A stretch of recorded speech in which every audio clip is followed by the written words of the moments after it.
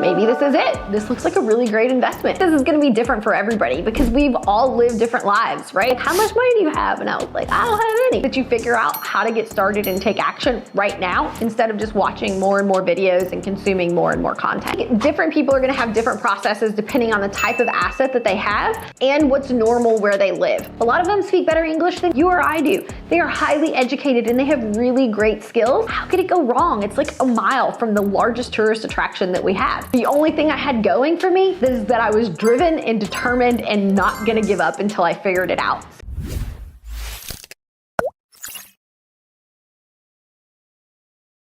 Ask me anything. My name is Heather Blankenship and I have been investing in real estate for over a decade. I've owned about 300 units in real estate, totaling about $30 million. And today I am answering all of the questions that you have posted across my social media platforms. So let's get started. First question. I'm super curious to see what everyone's inspiration was or aha moment that you decided you wanted to pursue real estate investing. Was there a specific time, conversation, thought, or encounter that you remember as that moment? Well, I think this is gonna be different for everybody because we've all lived different lives, right? I was 26 years old, traveling across the country from Florida to California in a camper. And I was looking around at all of the campgrounds I was staying in thinking, oh my gosh, they're just renting parking spots. These people have got to be making a ton of money. So I started Google searching RV parks for sale, campgrounds for sale. And by the time I had gotten to California on this trip I was at, I had found a campground that was for sale. It was owned by a bank. It was in bankruptcy. The people who owned it before weren't successful. But it was in a tourist town near where I lived in Tennessee. So I thought, how could it go wrong? It's like a mile from the largest tourist attraction that we have. So I called the bank and I was like, I want to buy this. I was 26 years old and they were like, how much money do you have? And I was like, I don't have any. And they gave me a loan for $3 million. Actually, it was $3.2 million.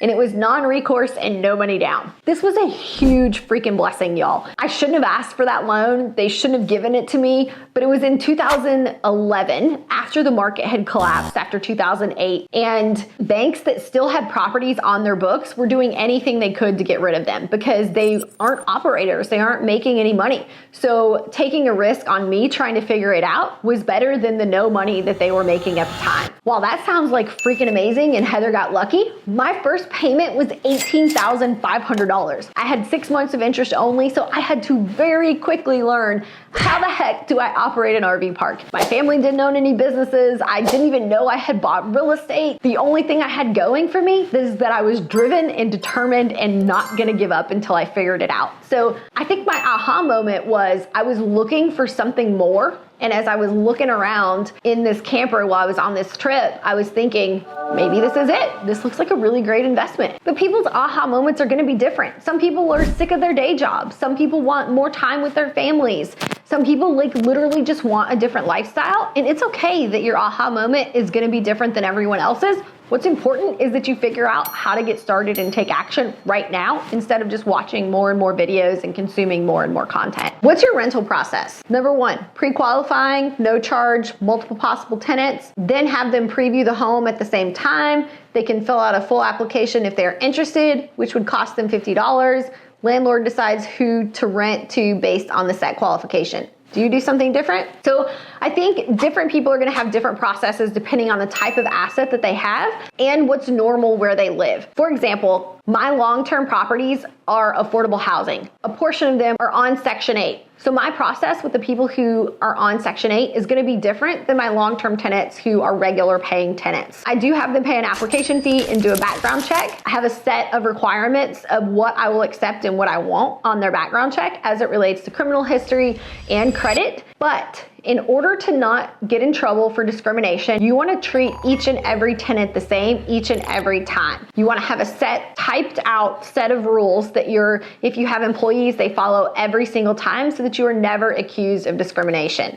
Because you cannot discriminate based on race, age, religion, marital status, children. You can't discriminate against people. Some people do applications online, some do them in person. I do let them see the property before we do an application. Some people do virtual walkthroughs and then an application. But ultimately, you just need to figure out what your process is and stick to it each and every time. Anytime we have decided to go outside our process or rent to somebody who doesn't qualify, we get burned every time. we end up having to evict them and it costs us a ton of money, or something gets torn up. So whatever you choose as your standard of what you will rent to, choose that with intention and do not waver for it, and screen every single tenant. What do you suggest for business owners that don't make enough money to afford hiring an assistant? Okay, when you're getting started, maybe you can't afford an in-person assistant, especially with different parts of the country having higher starting wages than others. But what almost all of us can afford is a virtual assistant. You can hire a virtual assistant anywhere from $3 or $4 all the way up to $15, depending on